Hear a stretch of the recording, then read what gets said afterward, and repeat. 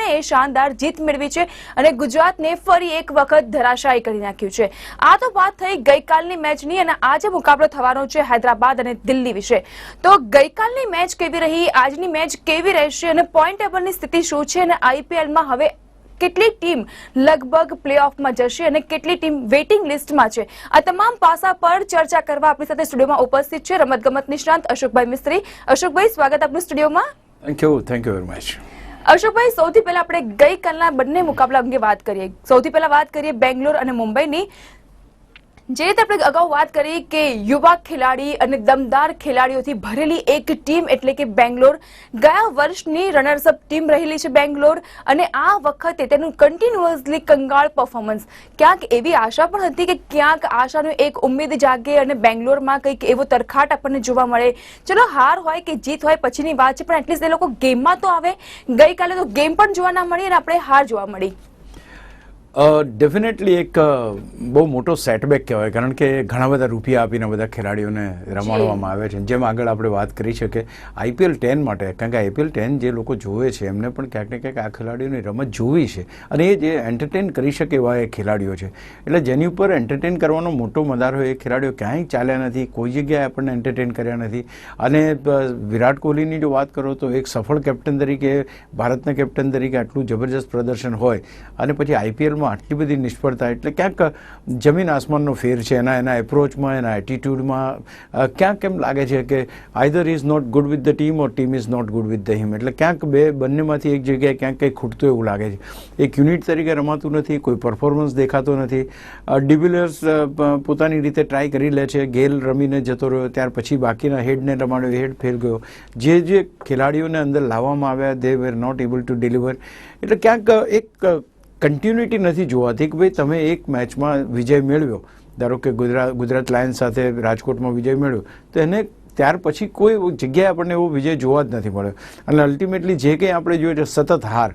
એટલે એક ગયા વખતની આટલા ટોપ સ્થાને ગયેલી ટીમની આટલી બધી અવદશા થવાનું કારણ શું, એ હજુ સુધી શોધી નથી શકાયું। કારણ કે તમે બહુ જ મોટા ખેલાડીઓને લીધા છે અને બહુ મોટા ખેલાડીઓને લીધા હોય તો એમનો કંઈક દબાણ સામેની ટીમ પર પડે।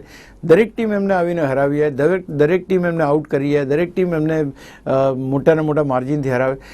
Vote is happening? એટલે અહીંયા આગળ ક્યાંક વિરાટ કોહલીની કેપ્ટનશીપ ઉપર તો સવાલ છે જ, સાથે સાથે આ બધા ખેલાડીઓની ક્રેડિબિલિટી ઉપર સવાલ છે કે તમે આટલા વર્ષો સુધી એકચક્રી સામ્રાજ્ય ભોગવ્યું છે IPL ઉપર અને સડનલી યુ સ્ટાર્ટેડ ફ્લેટરિંગ આઉટ। એટલે અહીંયા જોવાનું એ રહ્યું કે ખરેખર આ ખેલાડીઓ હવે IPL રમી શકે એવી ક્ષમતા ધરાવે છે કે દે આર ઓવર એજ નાવ।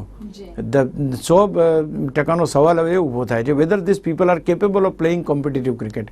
એટલે અહીં આગળ આવતા વખતે ખબર પડશે કે એમની કેવી રીતના બોલી લગાવાય છે અથવા શું થાય। પણ ક્યાંક એમ કહી શકાય આ વખતે ઇન્સ્પાઇટ ઓફ ડુઈંગ એવરીથિંગ, બધી જ વસ્તુ, કાલની મેચ પણ કંઈ એવી એ નહોતી કે જેમાં ન જીતી શકાય, અને આગળની મેચોમાં પણ એવું નહોતું કે પણ ક્યાંય એપ્રોચ નથી, ક્યાંય એટીટ્યૂડ નથી, ક્યાંય હંગર નથી, ક્યાંય ફાઇટ બેક કરવાની શક્તિ ગુમાવી દીધી, એ રીતનું જોવા મળે છે।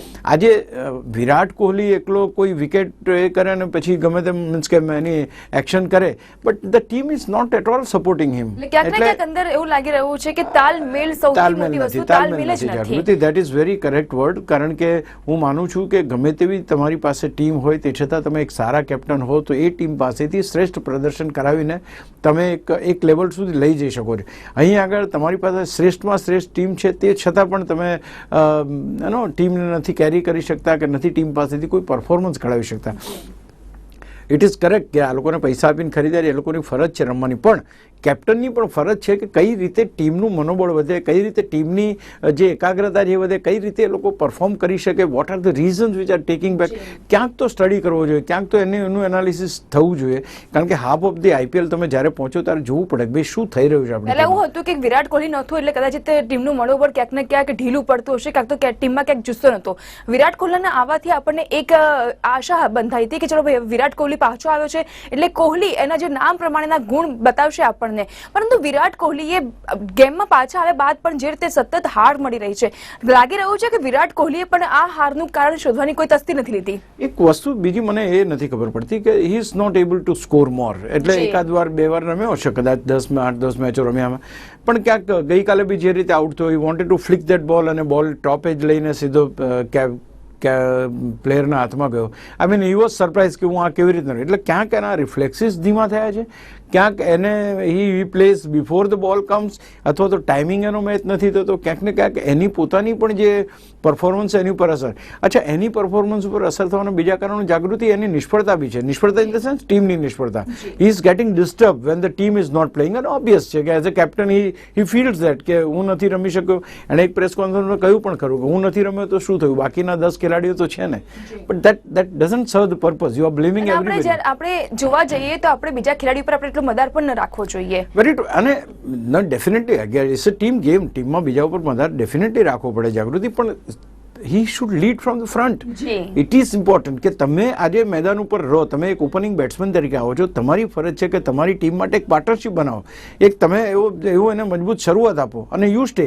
તમે જો વિકેટ ઉપર હોય તો સામેની વિકેટ પડે તો નવો બેટ્સમેન આવે તો તમે એને ઇન્સ્ટ્રક્શન્સ આપી શકો. તમે પેવેલિયનમાં બેઠા હોય તો ઇન્સ્ટ્રક્શન ન આપી શકો. So it is he is opening batsman. તમે જો વોર્નર જુઓ, તમે ગૌતમ ગંભીર જુઓ, હી ઇઝ ઓલવેઝ ધેર. બને ત્યાં સુધી એ લોકો મેદાન ઉપર ઊભા રહે છે. અડધી 10, 11, 12 ઓવર સુધી તો તમને બે કેપ્ટનો મેદાન ઉપર દેખાય જ, and they are driving the team. અહીંયા આગળ એ નથી જોવા મળતું, એટલે ક્યાંક something is wrong. I don't know. ઘણા બધા ખેલાડીઓ ટ્રાય કરી જોયા, અને ખાસ કરીને નવા ખેલાડીઓ છે એ પણ એનો ઉપયોગ નથી કરી શક્યા. જોઈએ, લેટ સી વોટ હેપન્સ. કારણ કે કેદાર જાદવ જે રીતની બેટિંગ એણે વન ડે ને ટેસ્ટમાં કરી હતી, એમ લાગ્યું હતું કે Kedar Jadhav will pick up the opportunity. એના પણ રન નથી બનતા. અને ઓન ધ કોન્ટ્રી મારું તો એમ કહેવું છે કે જ્યારે તમારી પાસે ટોપના ખેલાડીઓ ન રમતા હોય ત્યારે તમારી પાસે જબરજસ્ત એ છે કે શો કરવાનું કે I will take the lead. હવે એવું છે કે તમને અહીં તો જસ્ટ આપણે પછી ડિસ્કસ કરીશું, પણ હું તમને સ્ટોક્સની વાત કરું. 4 વિકેટો 30-40 રનમાં પડી ગઈ. ટોપના 4 ખેલાડીઓ આઉટ થઈ ગયા. ત્યારે એને ખબર પડી કે નહીં, this is the right time for me to click. અને એને જોરદાર રમત રમી, અને he scored the first century. So this is what the picking up of the opportunity. આ ક્યાંક ને ક્યાંક આપણને કોહલીની ટીમમાં હજુ દેખાયું નથી. અને ડિવિલિયર્સને બાદ કરતા કોઈ પણ ખેલાડી દમદાર પરફોર્મન્સ તો ના આપી શક્યો, અને ગેમમાં ટકી પણ ના શક્યો. I agree with you. એની પાસે એની સાથે સપોર્ટ કરનાર કોઈ નથી. આજે તમે ડિવિલિયર્સની સામે બીજો બેટ્સમેન જો સ્ટેડી સપોર્ટ કરે તો ડિવિલિયર્સ કેન સ્કોર મોર. અત્યારે તો એને ડિવિલિયર્સને શું થાય કે સામે વિકેટ પડે એટલે ડિવિલિયર્સને એમ થાય કે મારે જ સ્કોર કરવાનો છે, એટલે he will go for the shots and ultimately is getting out. એનું પણ 100% નથી મળતું બીકોઝ ઓફ ધીસ રીઝન કે સામે કોઈ ખેલાડી ટકતો નથી.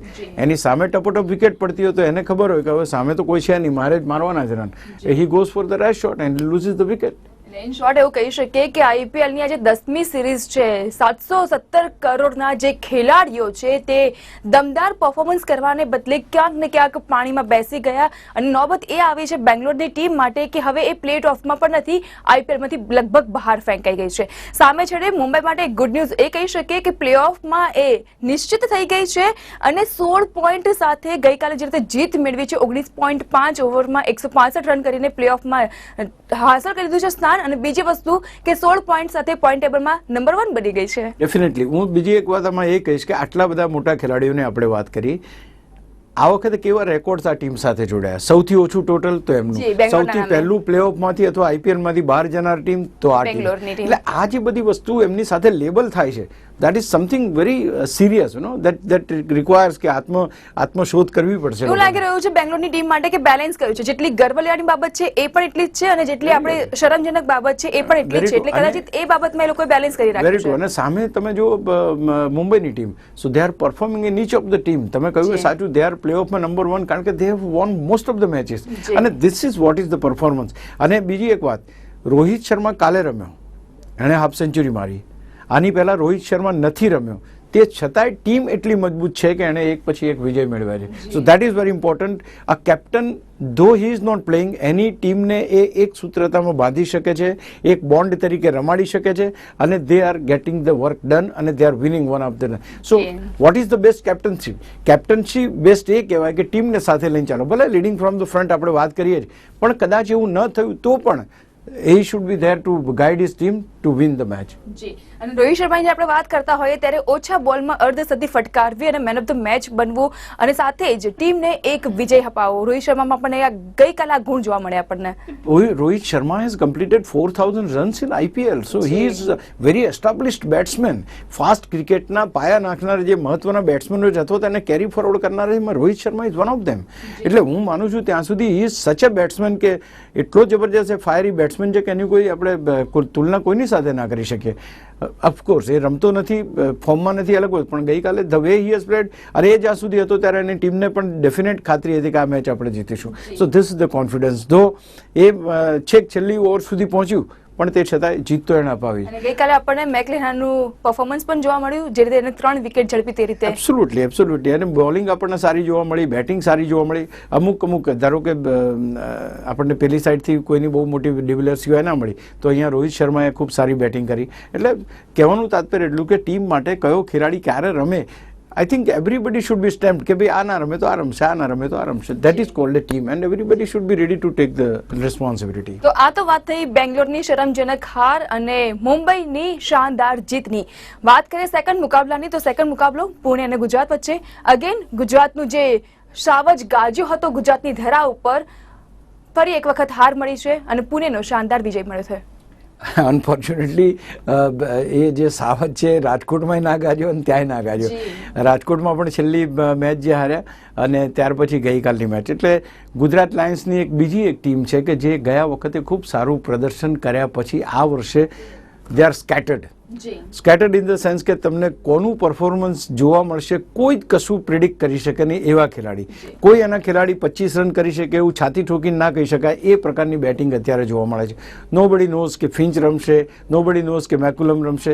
આજે તમે વિચાર કરો કે જ્યારે છેલ્લી સુપર ઓવરની વાત આવી અને આગળની મેચમાં, ત્યારે ફિન્ચ અને મેક્યુલમ જેવા મહાન બેટ્સમેનોને ત્યાં આગળ ઉતાર્યા હતા, છતાં એ બેટ્સમેનો એક ગુજરાતીની બોલિંગને ના રમી શક્યા, એક ઓવર ના એ કરી શક્યા અને જીતી ના શક્યા, હાર થઈ.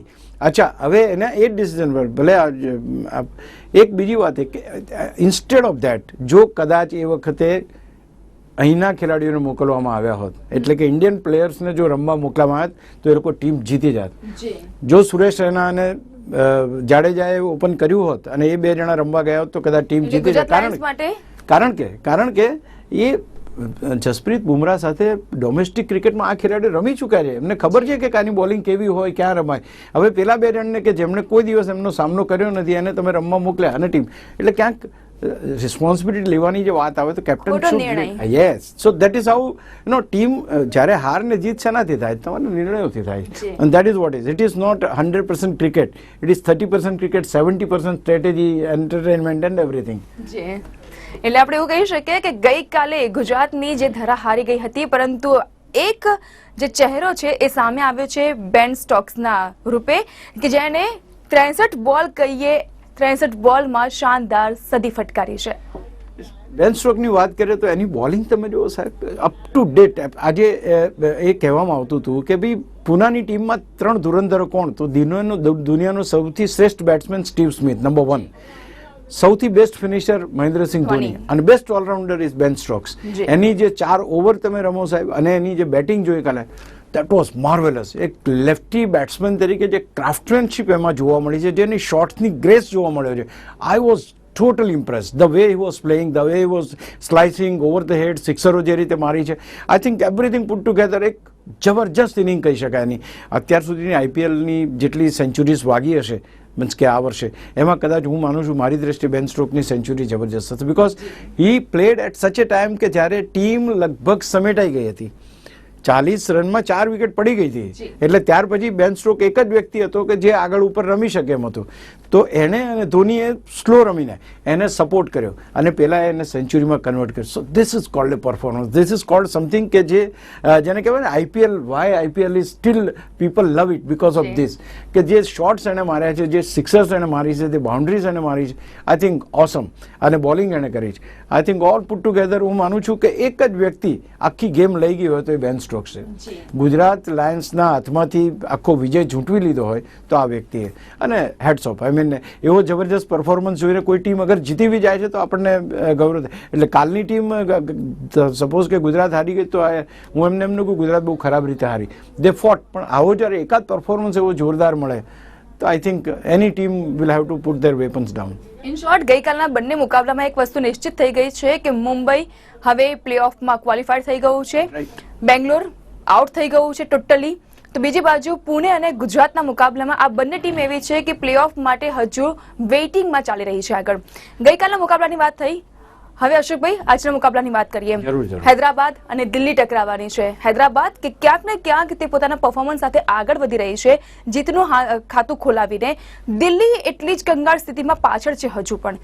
આજની આ મેચ આપ કેવી રીતે જુઓ છો? એક તમે કહ્યું એટલું, પણ તે છતાં પણ દિલ્હી પાસે કંઈક ચમત્કાર થાય તો આગળ જવાની શક્યતા છે. એટલે આપણે તો એવું છે ને, પેલું આશાનું કિરણ લઈને આપણે ચાલીએ છીએ, એટલે કદાચ દિલ્હી જાય તો. પણ દિલ્હીની સ્થિતિ બહુ ખરાબ છે. ઝાહિર ખાન રમવાનો નથી, એની જગ્યાએ કરુણ નાયર કેપ્ટન બન્યો છે. હવે એને પોતાની એવરેજ અત્યારે ટોટલ આઈપીએલની એવરેજ 12 રનની છે, એટલે નથી એનો સંજુ રમતો, નથી નાયર રમતો, નથી આયર રમતો, નથી પંત રમતો. કોઈ જાતની બેટિંગનો કોઈ સપોર્ટ નથી. 67 રનમાં હમણાં દિલ્હી ઓલ આઉટ થઈ ગઈ છે. માનસિક રીતે ભાંગી પડેલી ટીમ છે, આત્મવિશ્વાસ એકદમ નથી. સામે છેડે ડેવિડ વોર્નર જેવો ખતરનાક બેટ્સમેન છે કે જે ચોગ્ગા છગ્ગા મારીને ગયા વખતે જે 53 બોલમાં એણે જે રન કર્યા, સેન્ચુરી મારી, દેટ ઇઝ સમથિંગ ફેન્ટાસ્ટિક. એની પાસે બાકીના બેટ્સમેનો વાઘ જેવા છે, એટલે એક એક જબરજસ્ત છે. અહીં તમને બોલિંગમાં તમને સપોર્ટ નથી મળવાનો, તમને ઝાહિર ખાનની ખોટ પડવાની છે. એક મોરિસ એક જ ખેલાડી એવો છે કે જે બોલર તરીકે અને બેટ્સમેન તરીકે થોડો કંઈક દમ બતાવી શકે. અધરવાઇઝ હું નથી માનતો કે કોઈ બોલિંગ એવી જબરજસ્ત હોય કે આ હૈદરાબાદની ટીમને કરે. અને હૈદરાબાદ ઇઝ વેરી કમ્ફર્ટેબલ. આજની મેચમાં હું માનું છું કે એ લોકો કમ્ફર્ટ તરીકે ઉતરશે, પણ તે છતાંય દે હેવ ટુ કેરફુલ, કારણ કે બની શકે છે કે જ્યારે ચમત્કારો આવી રીતે સર્જાતા હોય, જ્યારે બહુ આત્મવિશ્વાસમાં ટીમ ઉતરે અને એને ટીમને હારનો સામનો કરવો પડે. પણ still they have got a good batsman and bowler. Bhuvneshwar છે, રાશિદ ખાન છે. આઈ મીન તમે એક જુઓ ને એકને એ કરો ને બીજો ભૂલી જાઓ, એવા એવા ખેલાડીઓ છે. એટલે બધા સ્ટાર ખેલાડીઓ અત્યારના IPL 10ના જેટલા સ્ટાર ખેલાડીઓ છે, મોટાભાગના ખેલાડીઓ હવે હૈદરાબાદમાં છે. એટલે if they have done well, I don't find any reason કે why they could not do well today. એટલે હું માનું છું કે આ મુકાબલો જબરજસ્ત તો રહેશે જ. જે કંઈ કરવાનું છે દિલ્હી કરવાનું છે. દિલ્હી પાસે જે તાકાત હોય એ તાકાત લગાવીને આજે જીતી શકે. આ young brigade, Sanju Samson, Nair, Iyer, Pant are the able to take the challenge. 2020ની ચેલેન્જ 2020ના જમાનાના છોકરાઓ લઈ શકે છે કે નહીં, એની આજે અગ્નિ પરીક્ષા છે. If they do it great, then they can definitely go further.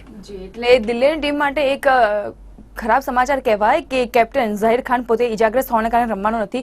પરંતુ એક સંજોગ એવા પણ છે કે ઝાહિર ખાન જો ટીમમાં હોય તો પણ આ ટીમ કે એટલું કંઈ ખાસ ઉકાળી શકે નથી. એટલે કદાચિત નાયર આવે કે ના આવે, ઝાહિર ખાન હોય કે ના હોય, હવે એક રિસ્પોન્સિબિલિટી બની ગઈ છે કે હવે જ્યારે તમે પ્લે ઓફના વેઇટિંગ લિસ્ટમાં તમારી ટીમનું નામ ચર્ચાઈ રહ્યું છે, ત્યારે હવે તમારે તેને ક્વોલિફાઈડ કેવી રીતે કરવાનું છે, એ જુસ્સા સાથે અને એ વિચારસરણી સાથે તમારી ટીમમાં મેદાનમાં ઉતરવું પડશે.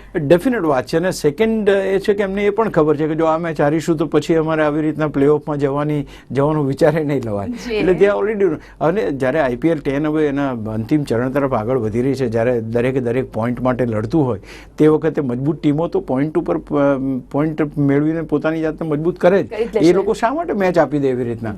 એટલે કોઈ એવું રીઝન નથી કે દિલ્હીની પાસે કે હૈદરાબાદને હરાવી શકે કે એ કરે. પણ યસ, કંઈક ચમત્કાર થાય અને ઇફ દે આર વિનિંગ, અને ઇટ હેપન્સ, એવું નથી કે તો ક્રિકેટ છે, it's a game of uncertainty, anything can happen. પણ જ્યારે તમે બે પાસા પલ્લા મૂકો એક ત્રાજવામાં, તો ડેફિનેટ છે કે વોર્નરની ટીમ મજબૂત છે. બોલિંગ એની સારી છે, બેટિંગ એની સારી છે, જબરજસ્ત જીતી રહી છે એક પછી એક મેચો. નોટ ઓનલી દેટ, એને ટોપની બે ટીમો છે એને પણ અત્યારે તો તકલીફમાં મૂકી દીધી છે કે આ ફોર્મમાં જો વોર્નર ચાલશે તો એવું તો નહીં બને કે IPL 10 પણ એ જ જીતશે, IPL 9 જીત્યો તો એમ. જી, એટલે આજની આ જે મેચ છે એ આશાના કિરણ ઉપર દિલ્હી માટે ખરી ઉતરે છે કે નહીં, એ તો સાંજે ખ્યાલ આવી જશે. કારણ કે જો પોતાનું અસ્તિત્વ ટકાવવું હશે તો હવે ટીમે એકજૂટ થઈને હવે સામે વળતી લડત આપવી પડશે. આપણે જો ગઈકાલની ચારેય ટીમની વાત કરીએ, 2 મુકાબલા 4 ટીમ મેદાનમાં ઉતરી હતી. અશોકભાઈ, એક ખાસ રસપ્રદ વસ્તુ આ છે કે આ 4 મેચ જે 4 ટીમ રમી હતી મેચમાં, બંને મુકાબલામાં 160 થી 170 ની વચ્ચે જે લોકોનું ટોટલ રહ્યું હતું. કરેક્ટ છે. 162 બેંગ્લોરના હતા, 165 મુંબઈના બન્યા, અને પછી ગુજરાતને 161 અને 167. એટલે what you say is correct. ક્યારેક આવા પણ આંકડા બનતા હોય છે કે જે ખાસ કરીને આપણે દર્શક મિત્રોને આપીએ છીએ, જેથી કરીને એમને પણ મજા આવે કે હા આવું પણ બને છે. So it's something great. અને હું માનું છું છું કે ગઈકાલની મેચો પણ પૈસા વસૂલ મેચો રહી Jagruti, and everybody has enjoyed it, એમાં કોઈ શંકાને સ્થાન નથી. અને હવે આપણે દર્શકોને બતાવીએ પોઈન્ટ ટેબલ, કારણ કે ગઈકાલે જે ઘમાસાણ સર્જાયું હતું મેદાન પર અને એ ઘમાસાણમાં મુંબઈએ શાનદાર વિજય મેળવીને 16 પોઈન્ટ સાથે નંબર 1 ફરીથી હાંસલ કરી લીધો છે. Absolutely Jagruti, they are A good team. બહુ સરસ રીતે લીડ થઈ રહી છે, બહુ સારા એના મેન્ટર્સ છે, બહુ સારા એના ઓલ એડમિનિસ્ટ્રેશન છે, એટલે હું માનું છું કે દરેક રીતે મજબૂત ટીમ છે. People have started performing.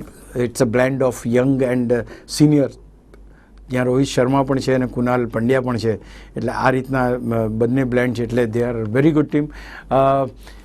બીજા ક્રમે કલકત્તા છે, that is also a best of the team, એમાં કોઈ સવાલના એ કહી શકાય. અહીંયા હૈદરાબાદની જો વાત કરીએ આપણે તો ત્રીજા ક્રમે અત્યારે 13 પોઈન્ટ સાથે છે, પણ આજની મેચ જોવી પડે કે શું થાય છે. એ પછી એમને કદાચ 15 પોઈન્ટ થાય તો they will go on number 2, એટલે અહીંયા એ થઈ શકે. બાકીની ટીમો છે, પુણે સુપર જાયન્ટની પાસે 12 પોઈન્ટ છે, એ લોકો પણ પ્લેઓફમાં જવા માટે તત્પર છે, અને કાલની મેચ જે પ્રમાણે જીત્યા છે એટલે ફરી એકવાર એ લોકોનો આત્મવિશ્વાસ વધ્યો હશે. તો they will also try there hard two ensure કે ભાઈ એ લોકો જીતે અને ટોપ 4માં જાય. બાકીની ટીમો પ્રયત્ન કરતી રહે, કદાચ કોઈ જગ્યાએ નસીબ સાથ આપી દે ને કે એવી મેચ મળે, અને if you are through for that then luck is yours. જી, તમે જણાવ્યું એ પ્રમાણે કે આજે દિલ્હી અને હૈદરાબાદ વચ્ચે જે મુકાબલો રમાવાનો છે, જો હૈદરાબાદના ખાતામાં જીત મળે છે તો નંબર 2 પર આવી શકે છે. આપણે વાત કરીએ કે મેદાનમાં જે રીતે હાર જીતનો મુકાબલો થતો હોય છે, કાંટેકી ટક્કર જામતી હોય છે, હવે એ જ કાંટેકી ટક્કર હવે આપણને પ્લે ટેબલ પોઈન્ટમાં પણ જોવા મળશે ને? એબ્સોલ્યુટલી. અને આનું કારણ actually Jagruti, what is this IPL 10 about? દરેક IPLમાં શું છે, પોઈન્ટની તો મારામારી છે. આજે પોઈન્ટ ઉપર તો તમારી જીત અને હારનો ફેસલો થાય છે, એટલે પોઈન્ટ ઇઝ વેરી ઇમ્પોર્ટન્ટ. અને બીજું કે હવે જે ટીમ આમાં થાય છે શું કે ઘણીવાર એવું બન્યું છે કે જે છેલ્લે બહુ જ જેને કહેવાય ને કે ઓછી શક્યતાઓ એવી ટીમ આવી અને પછી એ ચેમ્પિયન બની જાય, એટલે એ લોકો બધાને તકલીફ આપે. એટલે અહીંયા આગળ એવો અપસેટ કોણ કરે છે જોવું રહ્યું. ચોથી ટીમ કઈ આવે છે પહેલી વાતે, અને એ ચોથી ટીમ આવે છે પછી ચેમ્પિયન થાય છે કે નહીં, કારણ કે that is also very important. પેલા લોકો આ બધા જે મોટા મોટા પોઈન્ટ્સ લઈને પહેલા બેઠેલા છે ને, અને એ ટીમ એમને હરાવી દે, એટલે ક્યાંક આવું બી શક્ય બને છે. એટલે let see now what happens, કારણ કે જે પ્રમાણે કલકત્તા 2 વાર ચેમ્પિયન છે, મુંબઈ 2 વાર ચેમ્પિયન છે, હૈદરાબાદ 1 વાર ચેમ્પિયન છે, આ લોકો તો ટોપ 3માં આવી ગયા છે. પુણે ગયા વખતે ખરાબ છેલ્લા સ્થાને હતું, આ વખતે they are back into settle, એટલે જોઈએ આ શું થાય છે. જી, એટલે આપણે એવું કહી શકીએ કે પોઈન્ટ ટેબલની સ્થિતિને જોતા અને અત્યાર સુધીની જે મેચનું રિઝલ્ટ આપણને બતાવી રહ્યું છે કે પ્લેઓફ હવે એક ક્ષણની નજીક આવી રહી છે, કે પ્લેઓફમાં કઈ ટીમ આગળ વધશે, કઈ ટીમ પાછળ છે અને કઈ ટીમે વધારે સંઘર્ષ કરવાની છે. તો લગભગ જે ટીમ નિશ્ચિત થઈ ગઈ છે, મુંબઈ ધ બેસ્ટ ટીમ, એ તો ક્વોલિફાઈડ થઈ જ ગઈ છે પ્લેઓફ માટે. એના પછી જો વારો આવતો હોય છે તો કોલકાતા અને હૈદરાબાદ, તેઓ હજુ કન્ફર્મ એટલે કે ક્વોલિફાઈડ લગભગ નિશ્ચિતના રેસમાં આગળ વધી રહ્યા છે. બીજી બાજુ આપણે વાત કરીએ કે દિલ્હી હોય, પુણે હોય, પંજાબ હોય, આ 3 અને ગુજરાત, આ 4 ટીમ એવી છે કે લગભગ વેઇટિંગમાં ચાલી રહી છે. એટલે હાર જીતનો હવે મુકાબલો થશે અને હવે જે આગળની મેચ રમાશે તેના પરથી નક્કી થશે કે પ્લેઓફમાં એક્ઝેક્ટલી કઈ ટીમ આગળ વધી રહી છે. ડેફિનેટ. અને ખાસ કરીને પ્લેઓફમાં જે તમે જે ટીમોની નામ દીધા એ ટીમોમાંથી પણ કઈ ટીમ આવશે જોઈ રહ્યા. અને બીજું કે આપણે વી આર એક્સપેક્ટિંગ ગુજરાત આવે તો ગુજરાતને બધી મેચો જીતવી પડે, એ શક્ય નથી. એટલે ભલે ગણિત આપણે ગમે તેમ મૂકતા આવીએ, પણ તે છતાંય જે ટીમો અત્યારે આગળ વધી રહી છે અને ટોપ પર છે એ લોકોને મેન્ટેન કરવાનું છે. If they maintain there status કે ભાઈ હવે પછીની મેચમાં એ લોકો વ્યવસ્થિત રીતે રમીને જીતે તો Pune has got no doubt to enter in to the playoff. એટલે અહીં આગળ જોવાનું એ છે. પછી આપણે એમ કહીએ કે ગુજરાત બધી જ મેચો જીતી જાય અથવા દિલ્હી બધી જ મેચો જીતી જાય, થોડુંક ઇમ્પોસિબલ લાગે છે. એટલે છે ચોથા ક્રમ માટે હજુ થોડી મારામારી ચોક્કસ છે જ ત્યાં, પંજાબ છે રેસમાં, એટલે છે. પણ પહેલી 3 ટીમમાં હું માનતો નથી કોઈ વધારે ફેરફાર આવે. એટલે એ તો જોવું રહ્યું કે આજે જે મુકાબલો રમાવાનો છે દિલ્હી અને હૈદરાબાદ વચ્ચે, હૈદરાબાદ કે જે ટોપ 3માં સ્થાન પોઈન્ટ ટેબલમાં મેળવી ચૂક્યું છે, અને હવે આજની મેચ કેવા સમીકરણ સર્જે છે તે તો જોવું રહ્યું. અશોકભાઈ, આપ ચર્ચામાં જોડાયા, આપનો ખૂબ ખૂબ આભાર. Thank you very much Jagruti. RCB જે ગયા વર્ષે રનર્સઅપ ટીમ હતી તે હવે IPL માંથી લગભગ બહાર નીકળી ગઈ છે, એટલે કે બહાર નીકળી જ ગઈ છે. તો પ્લેઓફમાં પણ ક્યાંક ને ક્યાંક હવે ઘમાસાણ આપણને જોવા મળશે, કારણ કે પ્લેઓફમાં દરેક ટીમને આગળ વધવું છે. મુંબઈ નિશ્ચિત થઈ ગયું છે, કોલકાતા અને હૈદરાબાદ પણ હવે કન્ફર્મેશન તરફ આગળ વધી રહી છે.